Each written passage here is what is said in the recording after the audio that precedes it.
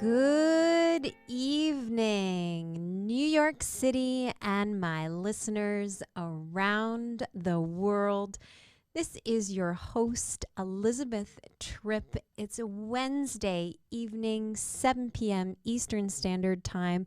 We're live here in New York City for another amazing edition of a Luminous Life podcast. You can always check out my live podcast on bit.ly/Luminous Life Podcast. And that's with a capital L in the Luminous and a capital L in the Life and a capital P in the podcast to that link. But hey, also, if you miss the live shows, you can always download the podcast on any major platform. iTunes, Stitcher, Spotify, Google Podcast. We're out there for the masses. We're reaching global audiences, and it's such an exciting time. I'm really so thrilled to be here this evening, and I have crafted a beautiful, magnificent show. And you know, before we get into the details of the show, I really just want to anchor us in the true meaning of the podcast. The reason why I've developed this podcast was truly because I believe that our life experiences can really be bridged to our soul's lessons. And through that bridge, really allowing us to go on these journeys of self-exploration, of why these challenges happen to us in our lives, or why we face obstacles during periods in our journeys, or why we have trying times. When we allow ourselves to sink deeper into exploring these spaces, we can find places to grow, learn, and expand within, where we can shift our perspective and often see life in a whole new way.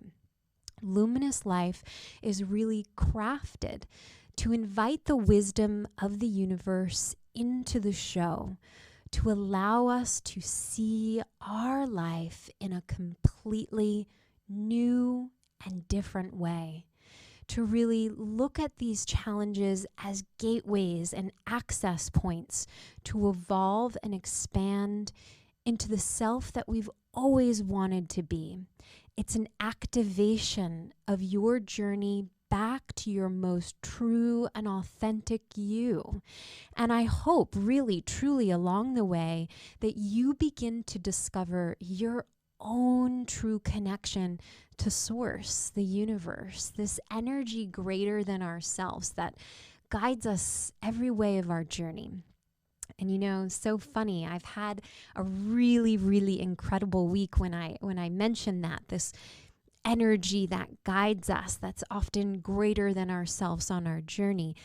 I've had some incredible encounters this week, and I had this amazing opportunity to check out the ABC studios, and I had this fun adventure of looking at the behind the scenes, and it really got me excited for live broadcasting, and I felt my passion for, you know, being in the chair and in front of the mic and really speaking and reaching audiences. So I truly want to share with you that it's such an honor to get to come here on Wednesdays and to be in front of the camera and to have an audience watching me, whether it's even a replay or a live or just over the audio on the podcast.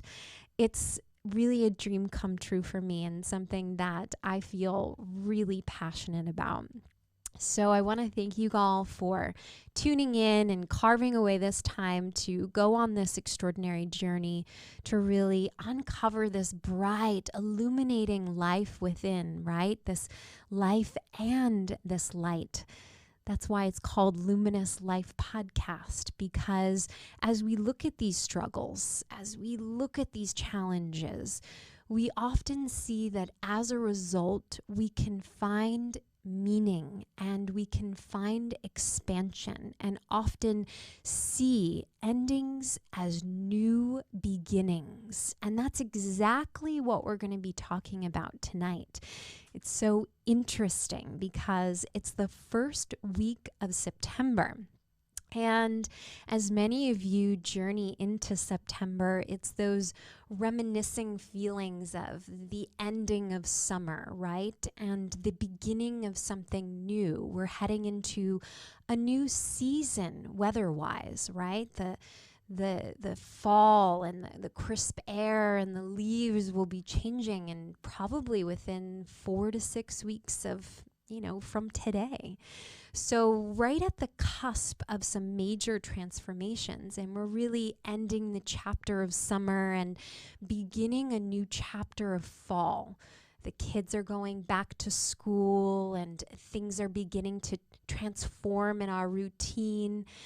And sometimes we can look at these events, these transitions, and we can often feel a nostalgia or a want to not have them be, or to maybe avoid or control them in some way. And really what I find is that when we have events that happen in our life that are often big and uncontrollable, that cause us to have to end something and transition into something new or a beginning that we could never even imagine, we have often the hardest times really moving through these ebbs or waves of our life. And I'm going to be talking today, I'm going to be inviting us to look at these unpredictable events that can happen to us, these things that we can't often really even see coming. We can prepare for the fall and we can send our kids off to school, or we can plan for our workload to increase or decrease. But there's events that we can't actually plan for. And things like, a tragic loss, or when we have something happen to a friend or a family member, an illness. It's in those periods of time where we're asked to meet an ending to the way that once was and enter into a new chapter or season into our life. And so on this show, on this evening, you're going to have an opportunity to really take a step back from your day tonight and really take a look at a new perspective of endings and really sink into a new way of understanding beginnings and the impact they can have on your life in a much larger and bigger perspective.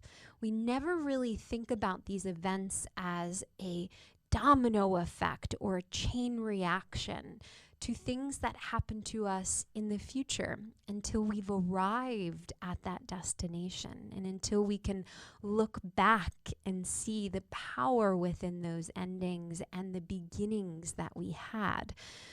So we're going to be looking at that, and I'm going to be serving as your guide, really the host of the universe here, because what I really love to do is invite that energy into the show and allow for myself to really serve as this, open channel so that I can really share a powerful message with all of you. Because like I say on all of my shows, there's really no coincidence that you're here. I know that you've been guided here for a reason. There's something that has pulled you to my work and to this show. And whether you're tuning in for the first time or you're a repeated listener, there is something that yourself, your higher self, something much bigger than you are today, that is pulling you to this conversation this evening. There's something that you want to uncover for yourself and see for yourself. And I've especially crafted this episode exactly for you. So you're going to get something very powerful. And all that I ask is that we open our hearts and really open our minds to a new way of thinking and being. So before we begin, I always ask we start with a nice big deep breath in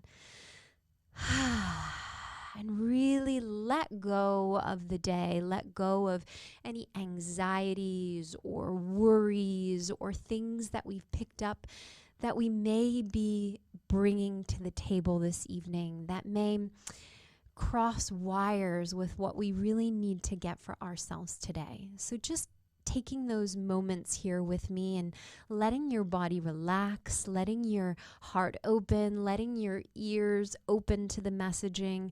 It's going to be a very powerful broadcast.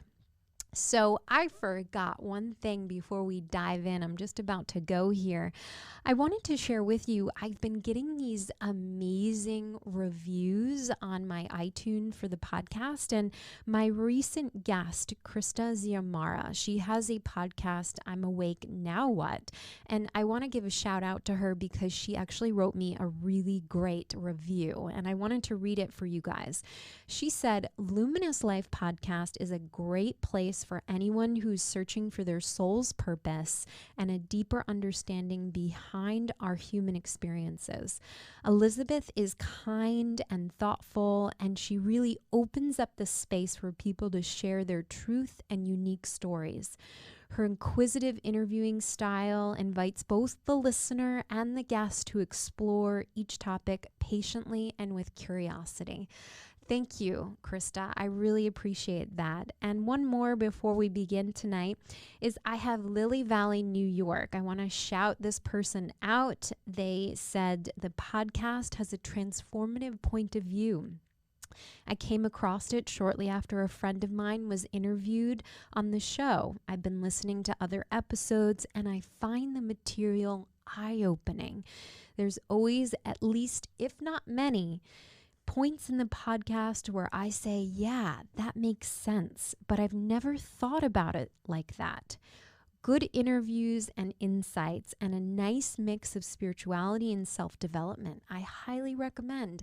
So I am so thankful for these amazing reviews. I'm going to be shouting out to anyone that gives me a review. It's something that I feel grateful for and certainly attracts more people to the podcast. So feel free to leave comments on the live feed on YouTube as well as to review on iTunes. I would really appreciate that. So transitioning now into tonight's podcast is the power of new beginnings. And we're going to be looking at, the way that these new beginnings unfold. And really, like I mentioned, some of these new beginnings, these big events that happen in our life, we can't even predict them. Like this week, right? Hurricane Dorian. It slightly shifted and there it fiercely hit the Bahamas, something that forecasters try to control and really, say it's going to land a certain way. And yet there we go. It's wiped off a city down there. Or, earlier on the weekend out in California, a boat caught on fire and people, unfortunately, tragically lost their lives. It's something that we can't predict or even foresee coming. And the same thing goes, and I thought about this, like changes in our life or events that happen, a woman giving birth, or even an alcoholic really tossing the booze down the drain, to a worker becoming a supervisor, or a daughter losing her mother to a car accident. New beginnings happen to us every day. And like the alcoholic who chose actually a new path for themselves, we have that choice from time to time, right? We can make that conscious choice. But often we are propelled into new situations, sometimes without even feeling like we have the choice or we like it or we want it. Right? What if that worker didn't want to become a supervisor necessarily? or the daughter really, losing her mother. Perhaps she would have never in a million years ever thought that could happen. However, sometimes those new beginnings may not feel like they're of our own choosing and liking, but that they actually share something in common with themselves. And that is that there's an ending and a beginning, right? That, although a birth of a child and a death of a mother, they appear very different, and we don't often see the correlation between them. They share the same ending and beginning significance. We say goodbye to one thing and we start our life in a whole new way. Just like the alcoholic, just like the new mother, just like the new supervisor, and just like the daughter who now journeys in her life without her mother. There's things we can choose for ourselves, and often at times there's a force greater than we are that often chooses it for us.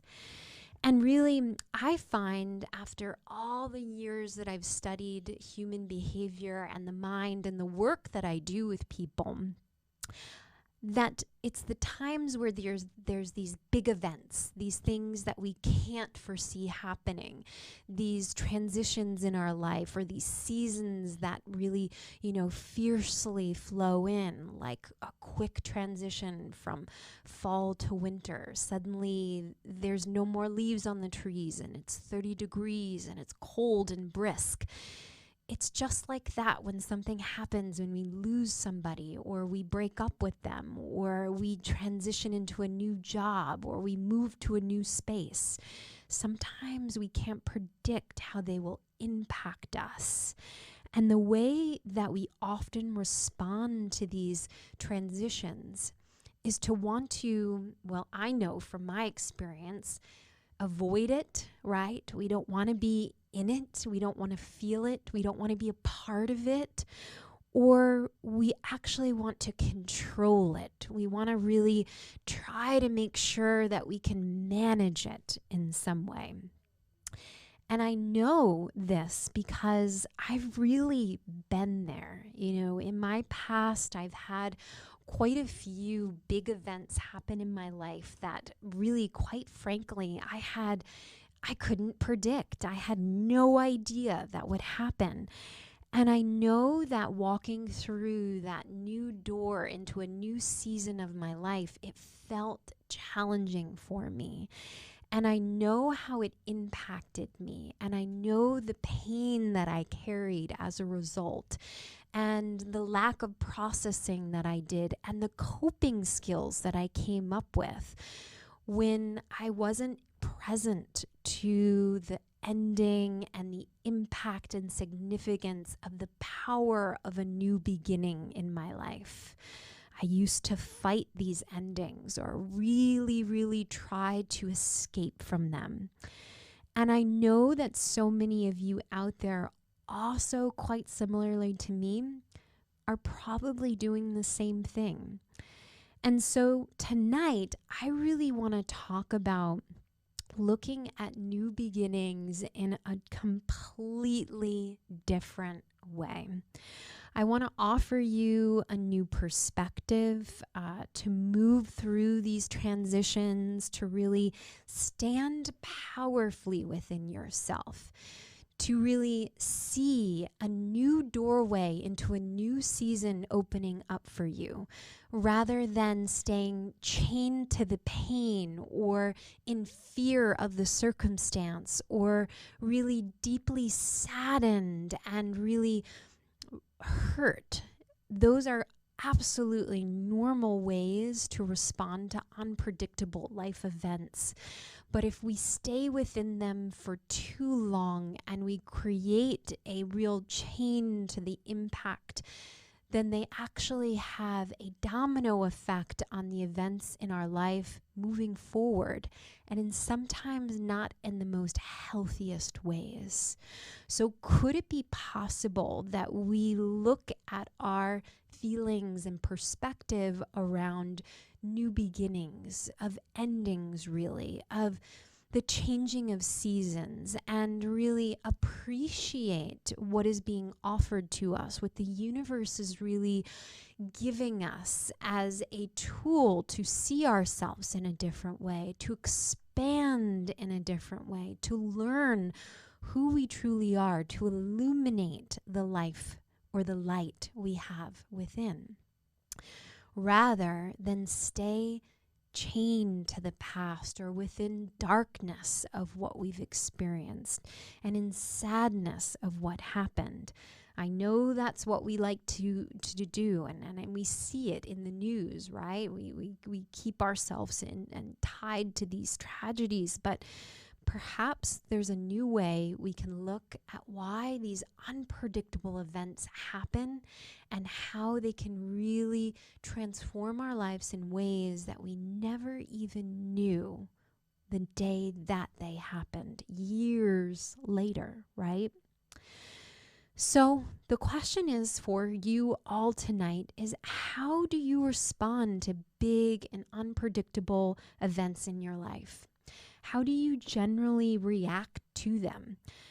You know, another thing that I've come to see is that when these unpredictable events, when they knock us off our feet, they generally propel us into an automatic reaction in a space where we are in a paradigm of fear. We're in a fear-based paradigm.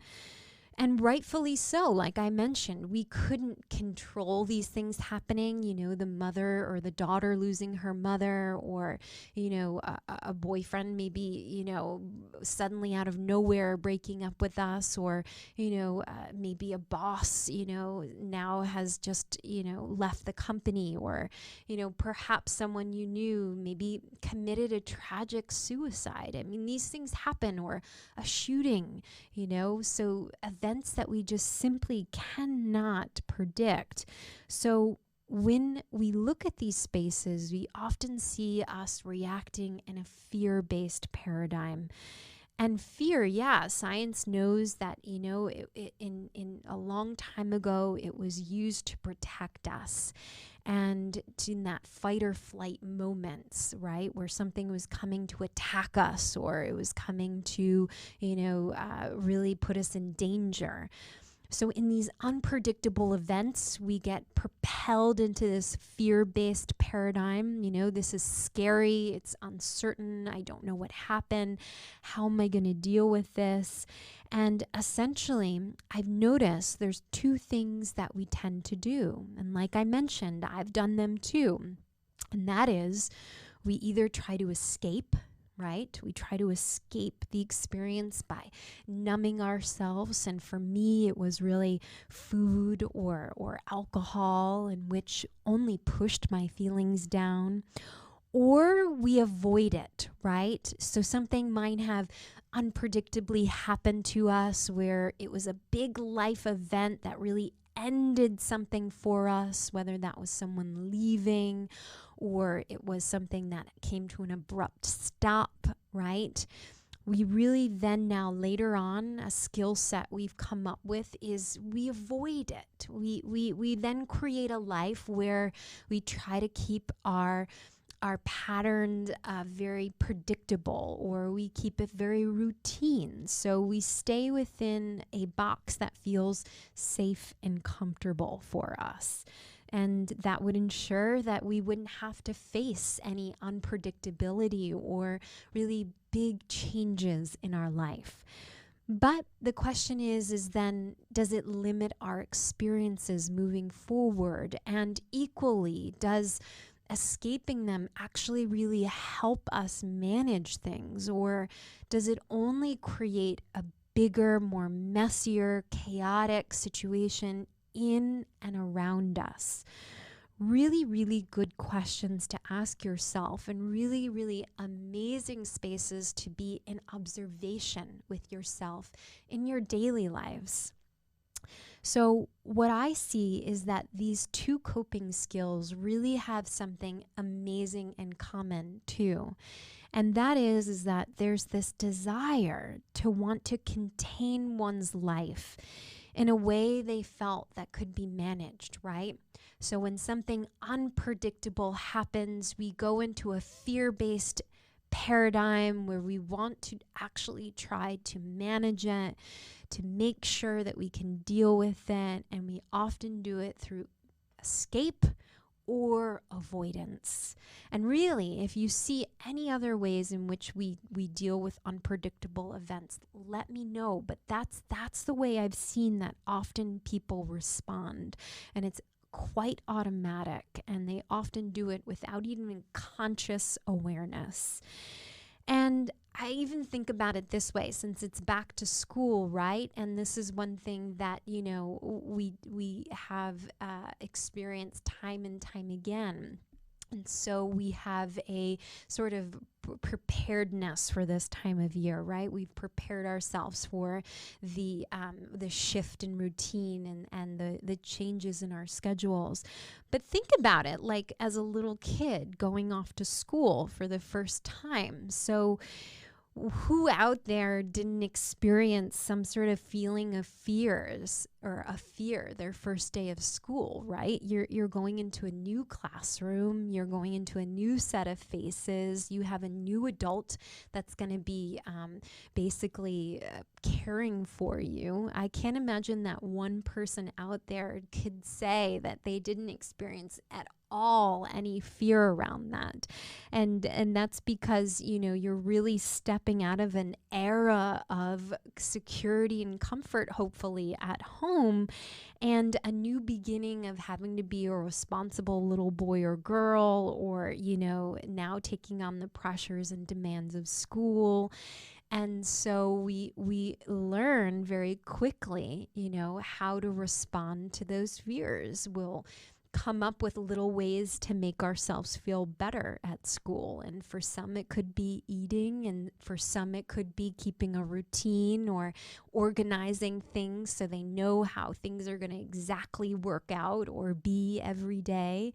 For other little kids, maybe it's video games or their cell phone, who knows? But I want you to start to just expand there and see that it happens so automatically when we come face to face with these new beginnings, even if they're on a smaller scale, like just a little boy or girl going off to school.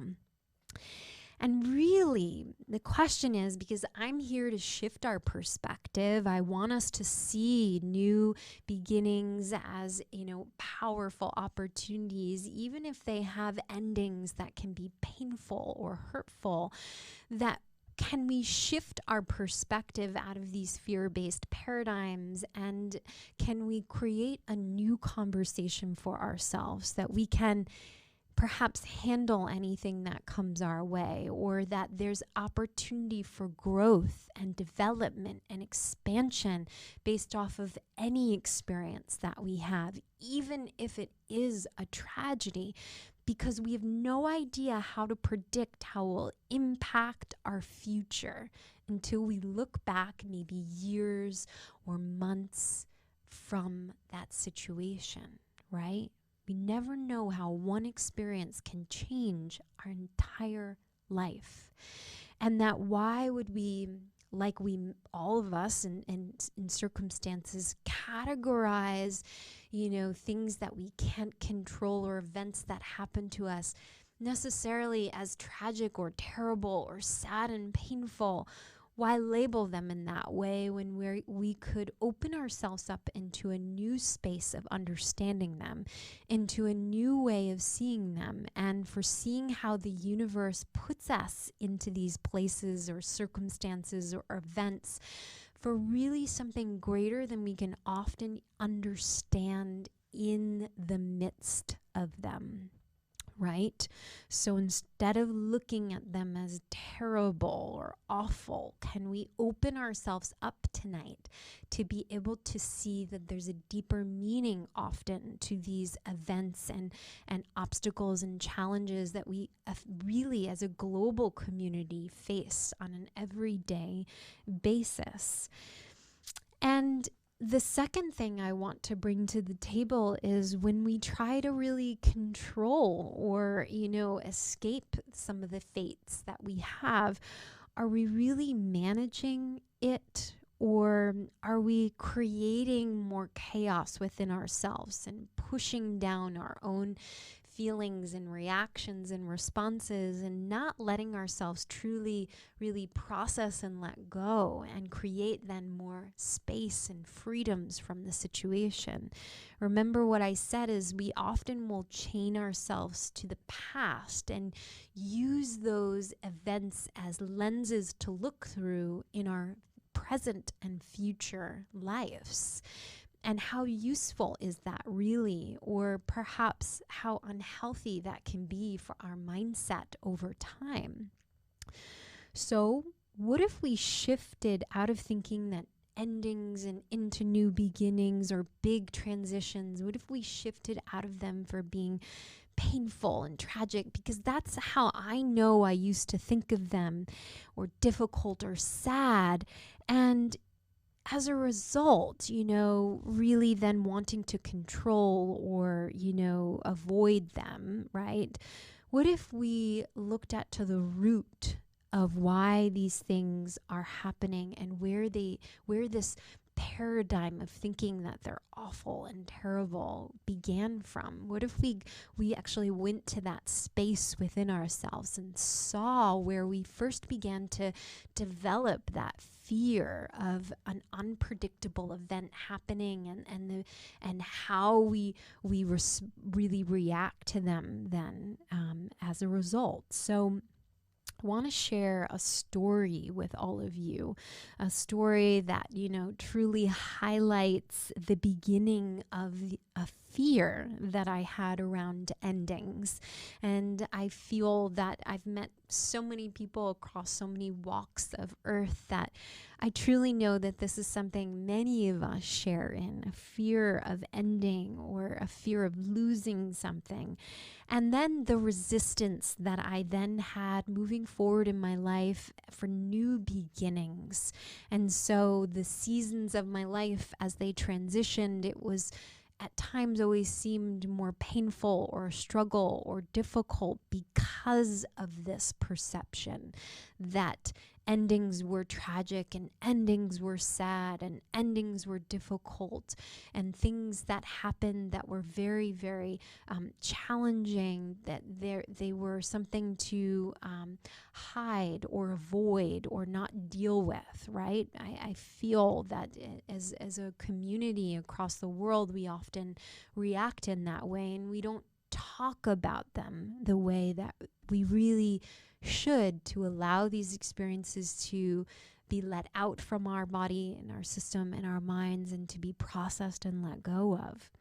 So I crafted a really beautiful story for you guys, and something that I've never shared on any of my podcasts. And I've been doing podcasts for almost 2 years now. And so it was a really interesting experience to have this story come through. So I want you to come along with me as I help you see the impact of an experience that I had, a long time ago. It goes all the way back to 13.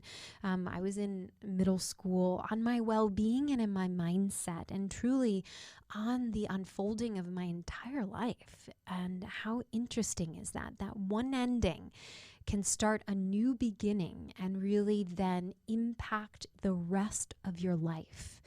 We have no idea how that happens, that domino effect, that really the web that can weave once we have an experience happen to us, and the perception we can hold when we don't process it or actually let go or really get clear with to the bottom of why we carried then a sadness or fear or pain associated with it. So the story begins way back in 8th grade, and I remember his name. So his name was Russell, and he played on the basketball team. And I'm going to tell you a little bit about him. He was also a star baseball player. And he had a really, really nice smile. I remember that about Russell. And he was a really, really popular kid. I remember he was just friends with all the guys and really friendly with all the girls. And just that kind of kid in your grade that you knew was just somebody that you could have a really nice conversation with. And I remember he would blush when girls would talk to him, and I would always notice the color of his skin would turn really pink. And the thing about Russell is that he was always really kind to me. And despite some of my classmates, particularly the boys in my grade at this time, who, made it a mission of making my life pretty miserable with their teasing and poking fun of me, I remember Russell in the late fall of 8th grade, he gave me his phone number, and he told me that I could call him and if, I needed help with social studies, because I remember he sat in front of me in social studies, and we would giggle and kind of laugh and, kind of play a little like we're not interested kind of thing. But he would always get really great grades, which was really surprising to me because I kind of struggled in social studies in 8th grade. So I remember I just like giggled with my friends, and I was so excited, and I was like, oh, I have this major crush, right? And so I called him. I was like this 14-year-old girl calling Russell on the phone, and we started to actually talk a couple times a week. And I got to know him and hear about his life, and, living with his mom, and his dad were divorced, and he had a dog and a brother. And, and he mentioned to me that he had a crush on one of my best friends. And, I remember feeling sad in that moment, like, I just really wish he would like me. But I was just also so happy that I had, this really smiley, really kind boy to talk to. And so much of my life in school felt completely opposite to that, where I wasn't being accepted and people weren't being kind to me. So even if we were just friends, it just, secretly in my mind, I was so appreciative and really head over heels for him. So I remember the school year that year, it just flew by. And I remember that moving up day, where you go from 8th grade to 9th grade, and it's this big transition because you're going into high school and you're leaving the middle school. So, this was a time where endings were still exciting, and this new beginning of traveling into the high school was so cool, and it was just going to be so awesome, right? And I remember Russell had this red hat on, and I can remember him with his skin tone. He looked really, really handsome in red. I remember that. And I remember he jumped up and hit the ceiling as we exited out of the doors of the middle school. And we were all so excited to head into the freedom of the summer, right? It was just so cool. And that must have been on June, 24th of that year, might have been 1999. And then came July 6th of that summer. And that's when it happened. And what I mean by it is I can remember the warmth of my tears that ran down my face. And the sadness that filled me, I felt like I could hardly breathe. It was the craziest experience. It was like the wind had been knocked out of me, and I thought, how could this be true? How could this have happened? Not to Russell. It couldn't have happened to him. My friend, the boy that I really loved, not to Russell, but it did.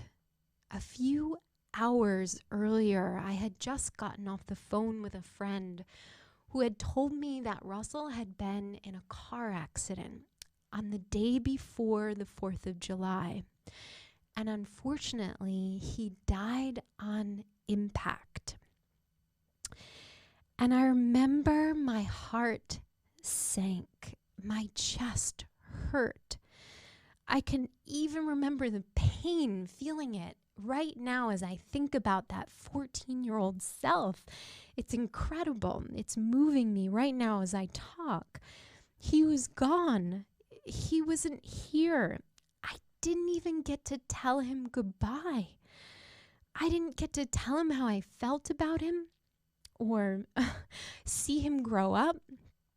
I never even got to experience that kiss I had imagined in the dance floor of the 9th grade, with the disco ball running.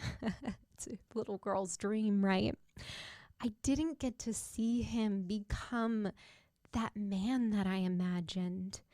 His life had came to an end. And for me as a 14-year-old girl, it really marked a series of new and unpredictable yet impactful new beginning of my life. His death had ended an innocence in me. It really marked a journey of carrying a tremendous amount of pain. I had no idea how to process what had happened or really understand the breadth and depth of what had occurred.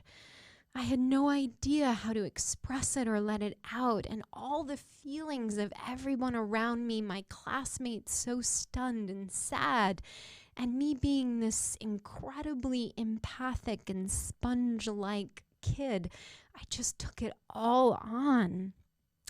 And I remember his passing really, marking this beginning of learning how to escape, learning how to avoid my feelings and pushing them down with food. I remember that summer, eating and playing video games and creating this padding that I needed between life and myself, and my weight shifting in as a result. And looking back, I can see over the years how the pain grew, how it got so much bigger. And it really got to the point where I, as a 30-year-old woman, that's 15 years or almost 16 years later, felt isolated within, felt sad and full of pain and depressed, and had then now come to a place in my life where so much had happened, so many experiences as a result had unfolded with all that I carried and all that I started to feel about myself, and that I was wondering if life was even worth living myself. Russell, his death, his passing had compounded a fear that I had carried within myself of losing people, losing them without, them just walking out with no explanation. It was the beginning of a long battle of control that I developed as a result over people. I wanted to control them, to make sure that they would never leave me. They would never walk out on me. I'd always know that they would be there because I had become scared. And it had begun, Russell's passing, this compounding of depression that had already begun to build as a little girl, being poked and made fun of and not feeling beautiful and accepted. And his death, his passing, really propelled me deeper into that space. And my relationship to food and body then began to, unfold and really quite coincidentally, right? Quite serendipitously, actually, it led me down a path to choose nutrition as a study in college, which fatefully brought me to New York City, which incredibly introduced me to so many people that led me to different destinations. And, interestingly, that led me to an ex of mine. And as many of you know who have tuned into my podcast, meeting this ex of mine actually was the most impactful thing that has ever happened, because he served as, quite honestly and truly, the catalyst to me meeting somebody that transformed my life into the person I am today, to the awakening spiritually that occurred for me. It's crazy to think about, but Russell's passing served as a monumental ending of my childhood innocence, and equally a monumental beginning of a string of events that would occur later in my life that led me to meet significant people, that led me to the place that I am today. If he had not died tragically the way that he did, I may not have been here today. If this ending of his life had not happened, the beginning of mine might not have occurred. And so we very rarely think about that way. Think about endings or beginnings or the power of them in that way. And let me tell you, for years, I lived chained to this event, the hurt I carried, and I stuffed it deep within, battling my weight and diets and exercise and you name it, and bad relationships after another as a result. But it wasn't until a teacher, someone very special in my life, was drawn to me actually, and he helped me see the true meaning and the significance of this ending, the ending of Russell's life. And though unpredictable, how incredibly impactful it was for the beginning of a new way of my life unfolding, and how necessary it was for that to happen in order for a series of things to occur, for me to meet people along the way that would bring me to where I am today. And I remember hearing him and the way he worked with me and helping me to understand this and seeing the root of it and really letting it go. And so that now, now I see myself looking back at this situation and recognizing that Russell's death was an ending of a season of his life, right? But it wasn't just all pain and suffering, but an incredible event that transformed my life. And I know every single life that he touched. It catalyzed a sequence of events that led me to the space and place, the practice, the healing that I do. We would have never have known that in that unpredictable event, in that loss, in that tragedy. And I would never be here if I was still chained to that event and was still reacting to it with wanting to avoid or escape it or control it in some way. It's crazy. And in closing, I want to share with you that it's possible to find light within our endings, within the transition of the seasons of our lives, that we can shift out of thinking that all the things and experiences that we happen from being extremely tragic and painful, because I know they are, and there's no taking that away. But that if we can see them also in the same breath as a new beginning, a birth to a new season of our life and a sequence of events leading us closer to our path of purpose, to a deeper meaning of why we're here, an expansion of the lessons that we need to learn, that we can then open ourselves up to an incredible new way of healing and a new way of being with things that we cannot control. Natural disasters, people getting in accidents, things that are, yes, tragic, but that have meaning and depth to the future that we have yet not seen. And so I know you can feel the passion here and really Russell has taught me in his next season of his eternal life, I know he's still with us and with me, that I am powerful, that I am beautiful, that I can accept myself, that I am strong, that I can share my voice and my stories, that I can let go, that I can embrace unpredictable events and things that I cannot control and can flow in the ebb and of life. And I couldn't be more grateful for that then. And so his ending was really truly a beginning for me, and something that I feel eternally blessed to have had experienced.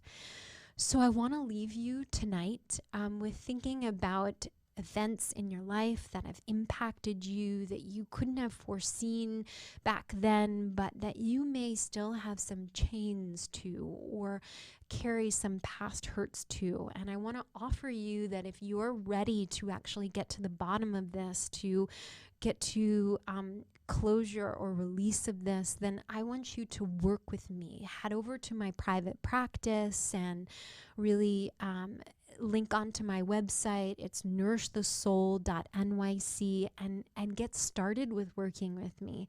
Let's do this today because I'm ready. I'm ready to help transform your life. So with that, I'm going to sign out. This is Elizabeth Tripp. Love and light.